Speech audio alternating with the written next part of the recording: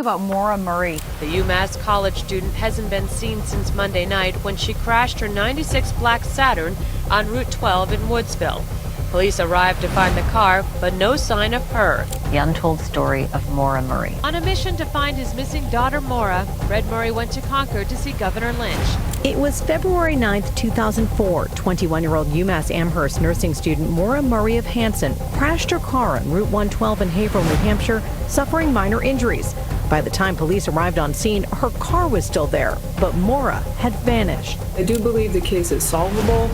We just need the few puzzle pieces that are missing. On a mission to find Maura Murray, a college student with a bright future ahead of her, disappeared under mysterious circumstances in 2004. Her car was found abandoned on a deserted road of New Hampshire, but there were no signs of struggle or clear evidence of what happened. Despite years of investigation, her last movements remain a mystery, and no answers have ever surfaced. What could have possibly happened on a cold Friday night? This is the story of Maura Murray and the Nazi Nazi.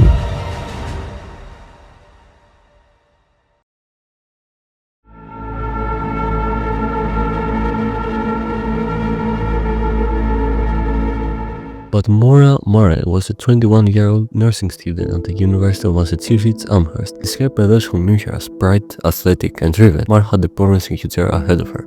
She grew up in Hanson, Massachusetts, in a close-knit family with her parents, Fred and Lori Murray, along with her siblings.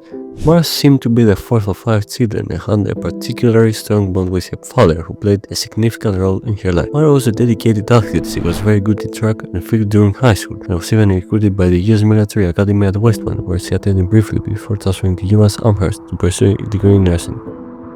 Her friends and family described her as dedicated and focused, with natural ability to connect with people, basically vital qualities that made her well suited for a career in healthcare. But Maura had faced some challenges in her life. In the months leading up to her disappearance, she appeared to be under considerable stress. She got in a major trouble with a lover and minor credit card fraud incident.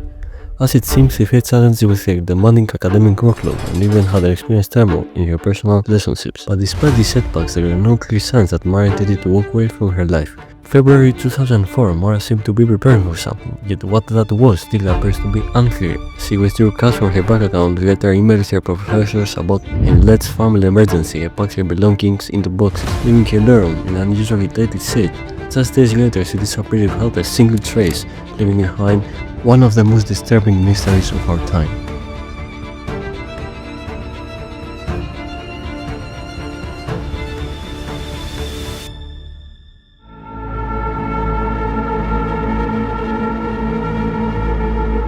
In the days leading up to her disappearance, there were growing signs that something wasn't right. By February, Maura seemed to be under a lot of pressure. She was overwhelmed by her heavy course load at the University of Massachusetts, and it was starting to show. She had missed an important midterm exam, something that would have been unusual for someone like Maura, who was always focused on her studies. On top of that, she was facing personal challenges. The relationship with her boyfriend Billy Rouse had been very tough recently. There were signs of tension, though Maura didn't share the details with others. Besides that, she was also dealing with the aftermath of a car accident that had happened a few months earlier, along with some legal troubles over a credit card fraud charge. This started to have a big impact on her more than anyone had realized. Although Maura wasn't known as a hard-working and determined student, she had always been someone others could rely on, but this pressure seemed to be catching up to her. As friends and family later mentioned, she had been acting very differently, more withdrawn and more distant. It was clear that the stress was starting to take control over her emotions, but no one would have predicted the drastic step Maura would take next.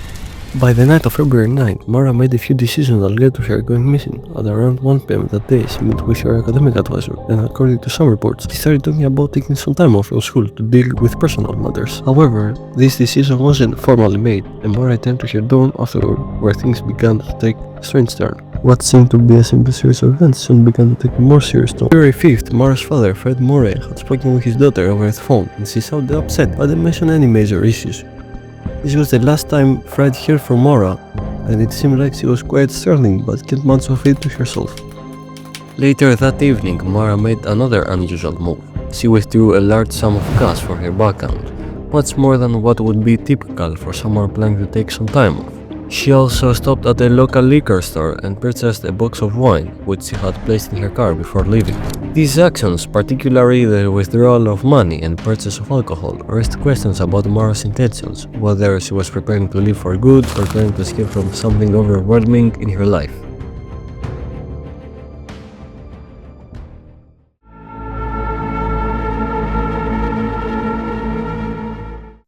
At around 7 p.m., Maura hit the road. She didn't tell anyone where she was going, not even her friends or family members, and certainly not her boyfriend. She was heading north, driving through dark and winding roads in New Hampshire. The route she chose was unusual. It was the slowest way possible, and it took her through rural and isolated areas, where no soul lives nor is seen. The true question is, why did she take this path? Or is it that she was looking for somewhere peaceful, or perhaps she wanted to avoid being seen? Then came the crash that changed everything. At 7:27 p.m., Maura's car slid off the road, Route 112 in Hampshire. It hit a snowbank, leaving the front of the car damaged, but not severely enough to stop it from running. The crash was reported by a local resident who lived nearby. A bus driver also stopped to check on her, but Maura said she was fine and had already called for road assistance to tow her car. However, there was something strange. Apparently, there was no call service in the area, so how could she possibly have made that call? This interaction appears to be the last confirmed sighting of Maura. After police arrived on the scene about 10 minutes later, she was gone. Her car was locked and even some of her belongings were still inside,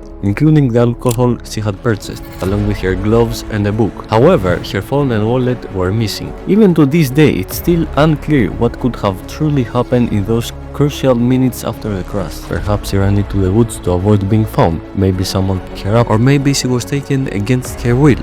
On top of all that, the lack of footprints in the snow and no clear signs of a struggle only deepened the mystery and left thousands of questions behind. In this particular part is the moment where Maura's story shifts from being about a young woman trying to find her way to a case to casually being one of the most disturbing cases. This story truly haunts everyone who hears it. The crash wasn't just an accident, it became the starting point of a mystery that still leaves more questions unanswered. But it certainly cannot be compared to the story of the last hero of World War II.